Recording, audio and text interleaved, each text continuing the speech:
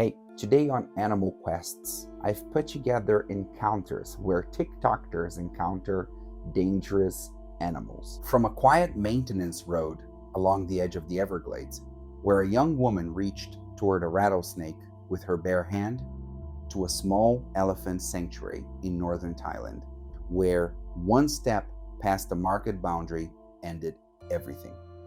But first, let's start with Maren Whitlock.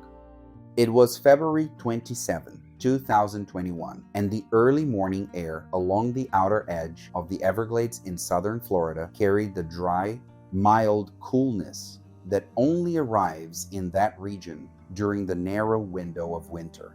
The sky was pale and clear, the light coming in flat and even across the low, sawgrass and pale gravel of an old maintenance road that cut through the park's outer boundary, the kind of road that appears on no tourist map, sees maybe one vehicle a week, and sits in a dead zone for cell coverage stretching several miles in every direction. There was no ranger station within reasonable distance. There was no posted trail signage. There was, by design, nobody around. Maren Whitlock was 24 years old. She worked as a waitress in Louisiana and maintained a small social media account built mostly around camping trips, trail footage, and casual wildlife sightings. She was not a herpetologist. She had no formal training in wildlife handling, no certification of any kind in working with venomous animals, and no experience in controlled snake management beyond what she had absorbed secondhand from watching online content, specifically videos produced by licensed professionals who had spent years developing the specific muscle memory and spatial awareness their work required. That distinction between watching expertise and possessing it had not registered. The idea that brought her to that maintenance road was built on a premise that felt logical from the outside, that the fear surrounding venomous snakes native to the American Southeast was culturally exaggerated, and that filmed evidence of a calm, controlled interaction could prove it. She and her boyfriend had driven deliberately past the public boardwalks and managed trails, where rangers would have intervened before any of this became possible, and positioned themselves on isolated terrain where no one would see them until the footage was already captured.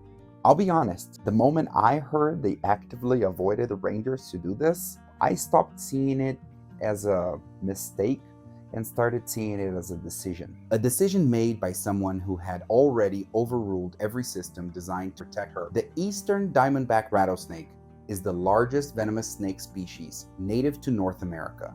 Adults commonly reach 5 to 6 feet in length and weigh between 4 and 10 pounds, with larger individuals exceeding both. Its strike is among the fastest of any North American species capable of reaching its target in under half a second, and its effective strike range extends to roughly 1/3 of its total body length. When Maren found the snake lying motionless beside the road, she approached slowly. Its stillness read to her as passivity. The professionals she had watched online appeared to approach snakes in the same gradual, deliberate manner, and those encounters had resolved calmly. What those videos could not communicate through a screen was the full set of variables the professionals carried with them. The tools, the training, the precise knowledge of where they were relative to the animal's strike zone, and the years of iteration that had calibrated their movements to a precision that cannot be replicated by watching. She reached toward it. The snake struck immediately and delivered a full defensive bite to her forearm, a large adult animal. A full contact bite, venom delivered into the tissue without the animal releasing and resetting. There was no warning sequence she had misread. There was no misidentification of the moment. She had simply been within range. What followed the bite was shaped almost entirely by the decisions made in the next 90 minutes. And none of those decisions brought her closer to care. Maren and her boyfriend believed there was a possibility the bite had been dry, that the snake had struck without fully delivering venom. Dry bites are real and documented, but they occur at a frequency that should never be the operating assumption in the immediate aftermath of a full defensive bite from a large adult diamondback. The assumption costs time, and in a case of heavy envenomation, time is the only resource that cannot be recovered. They drove. The maintenance road that had been chosen for its isolation now worked directly against them. There were no landmarks, no posted signage, and no way to orient the vehicle toward the nearest ranger checkpoint without the cell signal that had been absent for the entire drive-in. They moved in the wrong direction for a period before correcting. The road offered no shortcuts. The nearest boundary of the park where any signal became available was miles from where the bite had occurred, and the vehicle covered that distance slowly on unpaved surface with no certainty about which fork of the road was the right one. The call for help came more than 90 minutes after the bite. By that point, the venom had been working through her system for the full duration of that delay. Swelling had moved from her forearm into her upper arm and across her shoulder. Her blood pressure had dropped significantly. She lost consciousness in the vehicle before it reached a paved road. She went into cardiac arrest before emergency services could intercept the vehicle, and their resuscitation attempts at the scene were not sufficient to reverse what the venom had already done to her cardiovascular system. Footage from the incident was not released to the public due to her family's request for privacy. One person died on a road chosen specifically to avoid anyone who could have helped. The next died on water chosen for the same reason. But the variable that made it fatal was something he brought into the water with him. It was November 4th, 2020, and the offshore waters of the Central Bahamas carried the clarity that makes that part of the Atlantic genuinely disorienting, a blue so transparent at the surface that the depth below reads as something between turquoise and nothing. The reef structures barely visible from above. The current slow and steady in a way that communicates false calm. Kellen Mercer was 27 years old. He worked as a personal trainer on land and maintained a social media presence built around underwater footage, reefs, marine life, visibility conditions that most commercial dive operations never reached. He was not a certified diving instructor, had no formal training in behavior management around large marine predators, and no background in the specific protocols that offshore open water encounters require. A small fishing charter had been hired, not a registered dive operation, not a certified wildlife tour. 2 friends came along. One stayed on the boat. Callan entered the water with a spear gun and snorkeling gear. He had been working the reef for some time before the encounter, and by that point, he had multiple speared fish on a stringer clipped to his dive belt, bleeding directly into the water column around him throughout the entire session.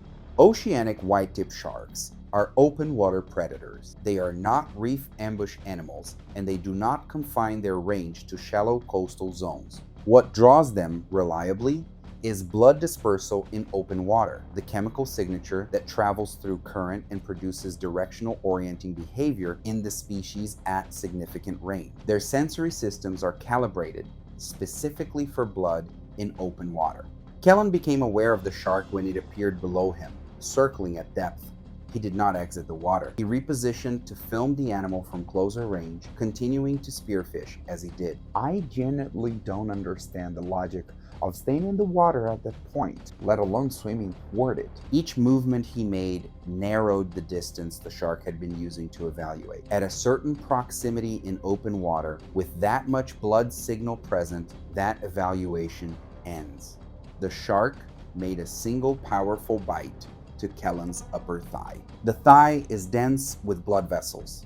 The femoral system runs through that region close enough to the surface that a bite of this depth and width produces hemorrhage that is immediate and rapid. The shark released and moved off, consistent with the investigative bite behavior documented in this species when it is assessing rather than committing to a full feeding sequence. Kellen was in the water, bleeding heavily, approximately 30 feet from the boat. He swam hard for it. The blood from the wound and from the fish stringer was already in the water around him in volume. As he reached the boat's dive ladder and began pulling himself up the rungs, the shark returned a second pass, a second bite to his lower leg as he cleared the water. The second bite compounded the hemorrhage that was already in progress from the first. He was pulled onto the deck. The people on the boat applied pressure. The reef was far outside standard rescue routes, and the time required to reach any facility with surgical capacity was significant. The hemorrhagic shock progressed faster than the distance to shore could be covered. Kellen Mercer died from blood loss, not from an unprovoked attack by an erratic animal, but from the sequential consequence of spending an extended period in offshore water with a sustained blood trail active the entire time, and staying in that water when the shark's behavior had already communicated that the signal was being received. The animal had done what it does when those conditions are present. The conditions had been brought to it. One person created the conditions that drew the animal to him. The next walked into conditions he hadn't created and didn't understand what they were until it was too late to leave.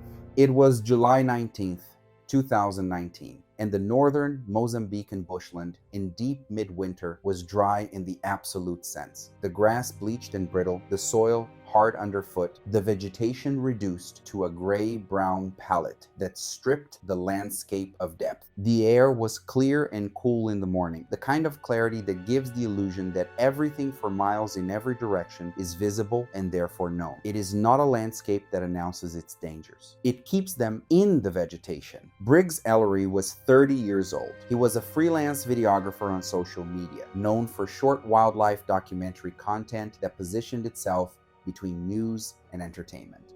His purpose in traveling to that region was investigative.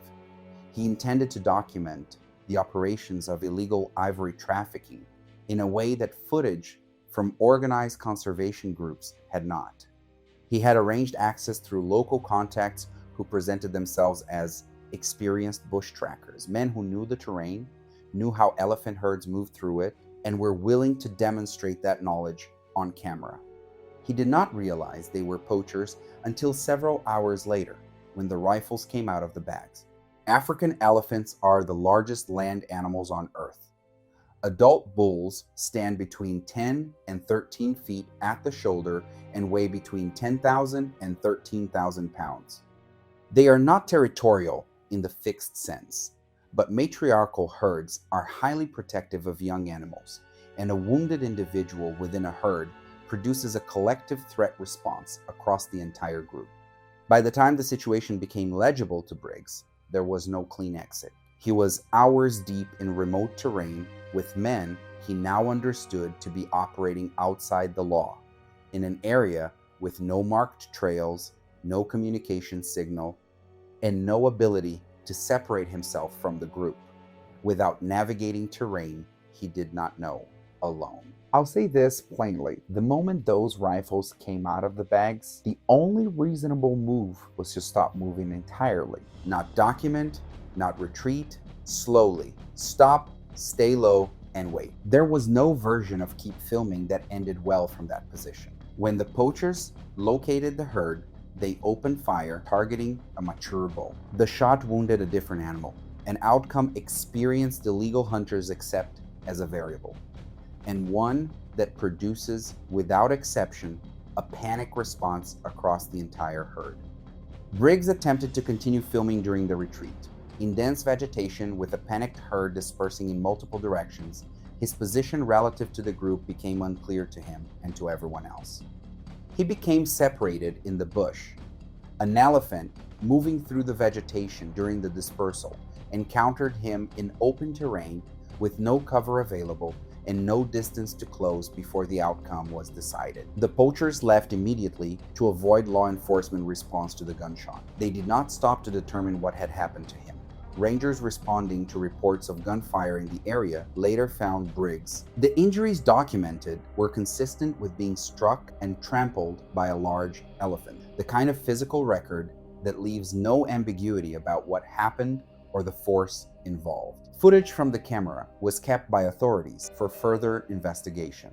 One person died in terrain he thought he understood, surrounded by people he thought he could trust. The next died in water she believed had already been cleared, and the animal she had just driven off was the one that attacked her.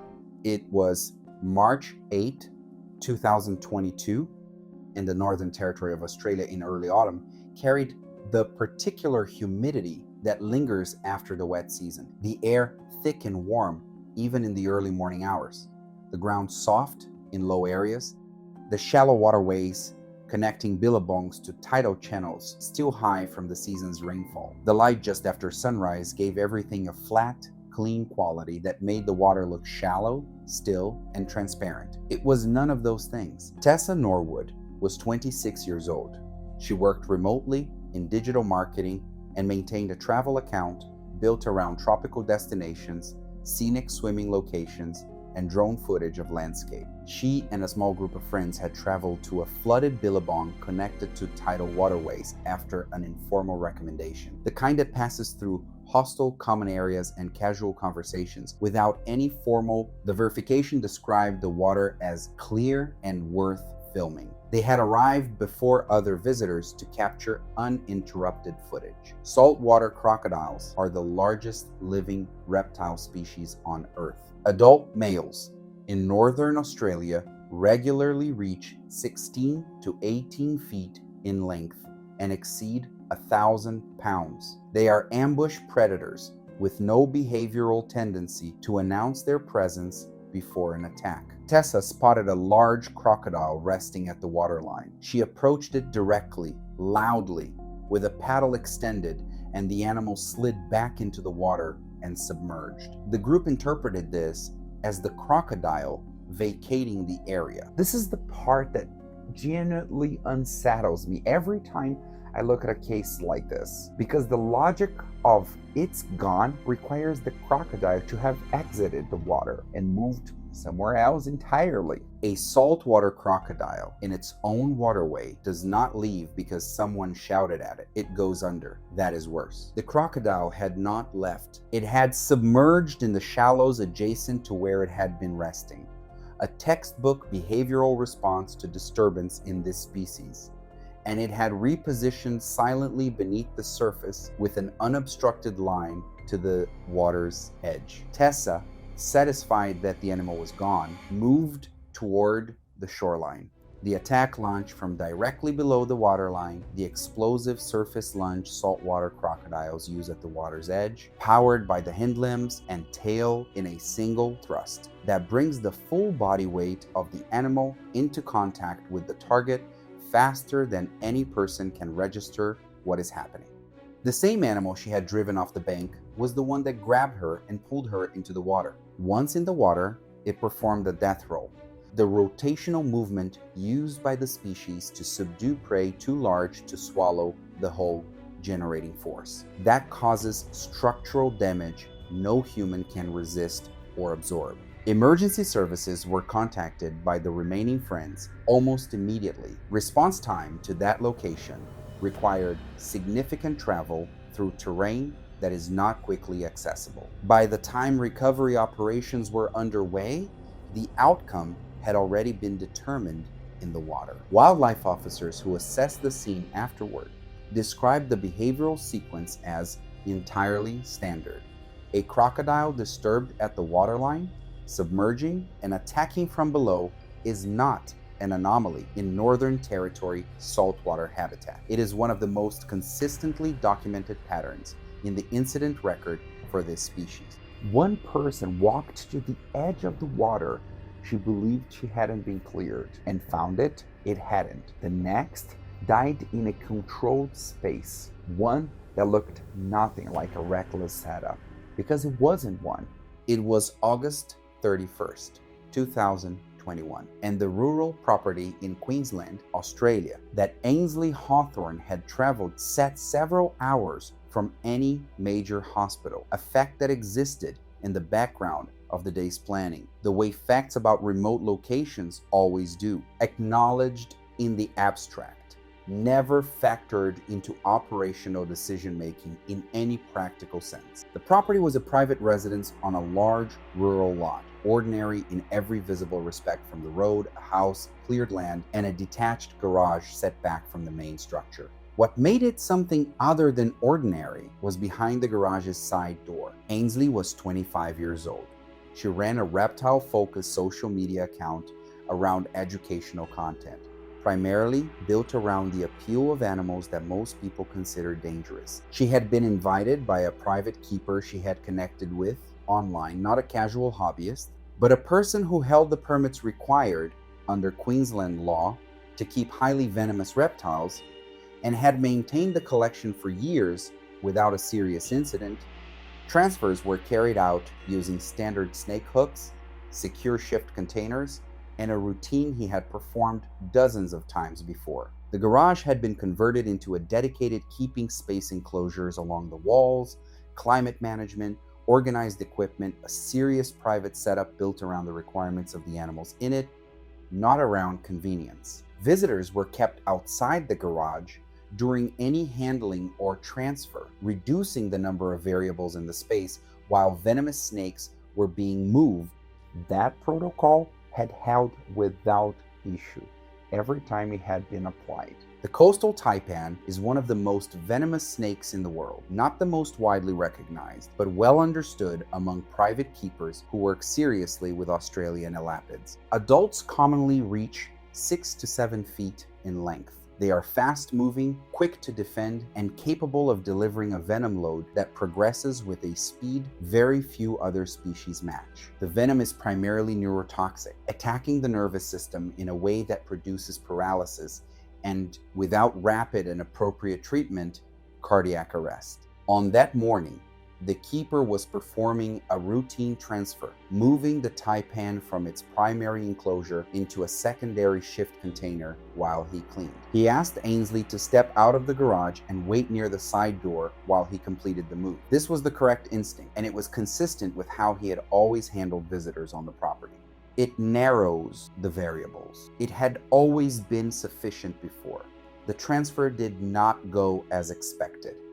The snake moved with more speed and directional unpredictability than anticipated in the confined space between the enclosure stacks, and for a period of several seconds, the keeper lost clear visual contact with the animal. The taipan had not escaped the garage. It had moved to the floor near the base of the secondary enclosure stack, partially concealed by equipment pushed against the wall in a position he could not clearly see from where he was standing. Focused on relocating the snake after losing sight of it behind the equipment, the keeper assumed Ainsley was still waiting outside and didn't realize she had opened the door until she was already inside.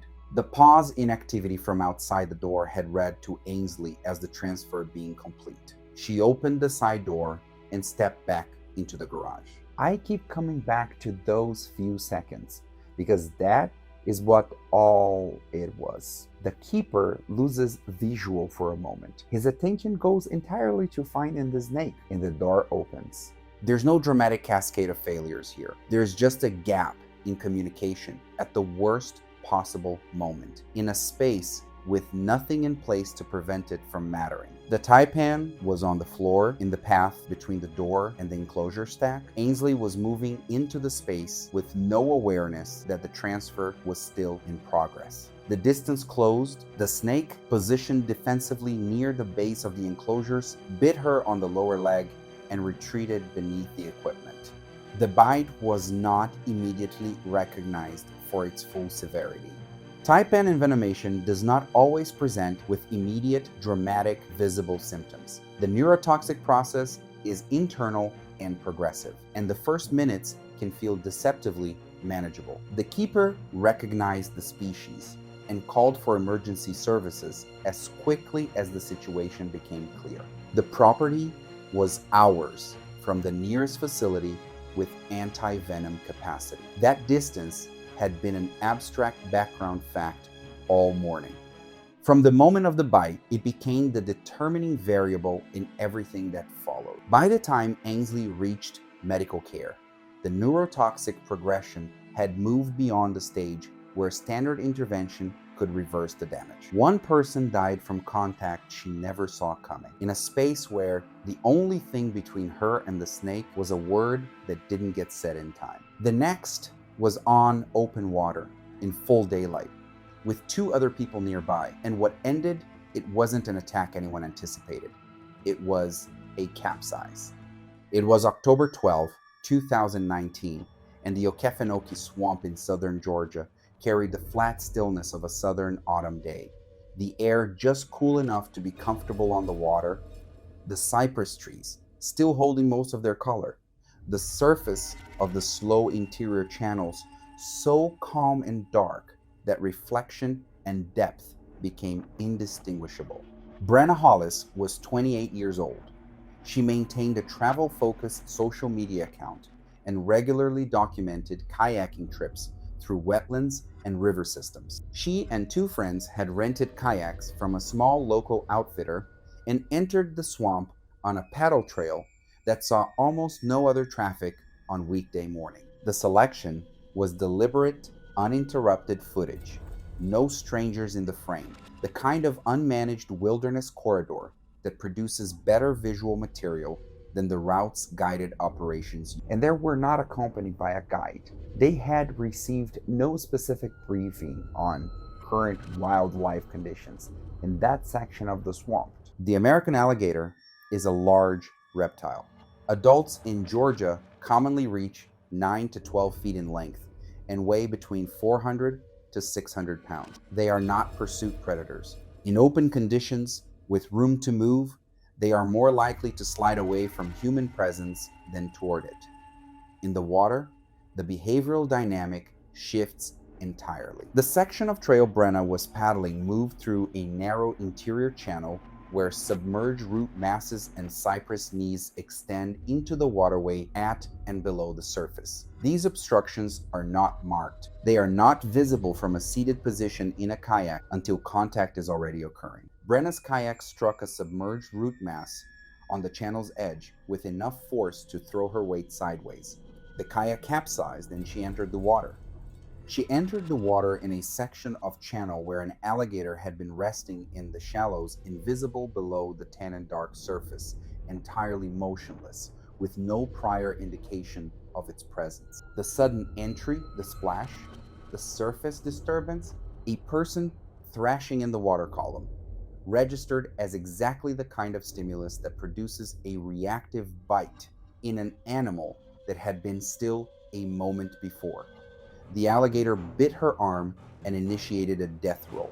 The death roll is not a learned combat behavior. It is the mechanism alligators use to process prey too large to swallow whole, executed with full force regardless of the size or nature of what is in the grip. In the dark water of the channel, disoriented from the capsize, there was no footing, no stable surface within immediate reach, and no way to generate the leverage needed to counter the roll. What I keep coming back to with this one is that the decision that actually mattered wasn't made on the water at all. The capsize was an accident that could have happened on any trail, guided or not. Everything that followed was the consequence of being in that water with no information about what was already in. That's not a failure that happened on the channel. It's one that happened at the trailhead. The 2 other paddlers called emergency services immediately. The swamp's interior trail system is not accessible by standard vehicle, and rescue operations in that terrain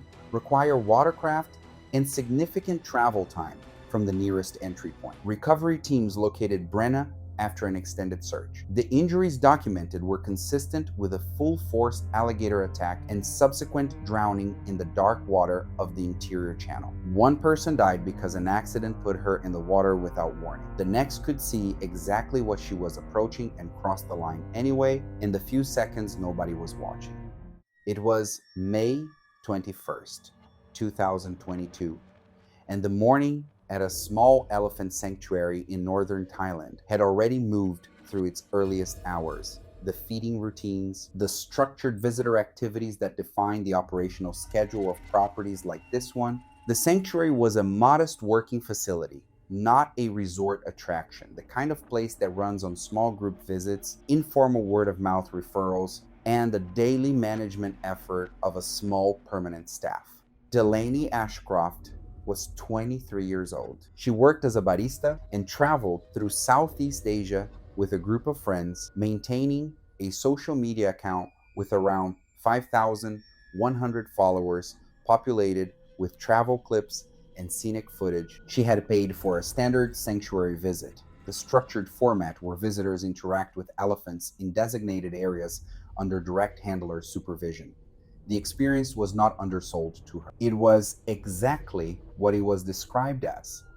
Asian elephants are not small animals. Adult females in managed facilities commonly stand 8 to 9 feet at the shoulder and weigh between 5,500 to 8,800 pounds. They are not domesticated. Captive management and genuine domestication are not the same process, and the behavioral distinction matters enormously in close contact situations. Asian elephants in sanctuary environments have spent years in proximity to humans, but that proximity produces tolerance, not predictability. The elephant Delaney approached was resting in a quieter section of the property. Her handler was present, positioned near the boundary rope, the low demarcation line separating the visitor observation area from the animal's resting space. The instruction given to the group was clear: remain behind the rope while the elephant rested. It had been stated at the beginning of that portion of the visit and restated when the group moved to that section of the property. The handler stepped away briefly to retrieve a feeding supplement from a cart a short distance down the path. The departure was a matter of seconds, not a prolonged absence, not a break in the visit, just the kind of momentary gap that occurs in the normal movement of a working day at a small facility with a limited staff. It was long enough. Delaney crossed the rope. There's something I keep coming back to with this one, and it's not anger. It's closer to exhaustion because the boundary was there. The instruction had just been repeated, and the only reason any of it was ignored was the few seconds the handler's back was turned. She moved around to the side of the elephant to capture a closer selfie video, positioning herself within a foot or two of the animal's head. Then she waved her hand directly near its face to prompt it to turn toward the camera. The elephant startled. The reaction was immediate and rotational, a sudden pivot toward the source of the movement that brought the animal's full weight into motion in a direction it had not been moving a half second earlier. Delaney stumbled backward rather than retreating with any real distance. At that proximity, at that weight, the gap closed before the handler, who had turned back at the sound, could physically position himself between her and the animal. The elephant charged before the trained response could be applied. Sanctuary staff managed to redirect the elephant within seconds of contact. Emergency services were contacted immediately. The nearest hospital with surgical capacity was a significant distance from the property. Delaney sustained crush injuries consistent with being struck by a large animal moving at speed. She died before arriving at the hospital. The investigation that followed concluded what the handlers had already known from the moment it happened. The boundary she crossed had been placed exactly where it was placed because of the thing that then happened to her. Not as a precaution against an unlikely edge case, as a line drawn by people who had observed that specific animal long enough to know precisely where the margin ended.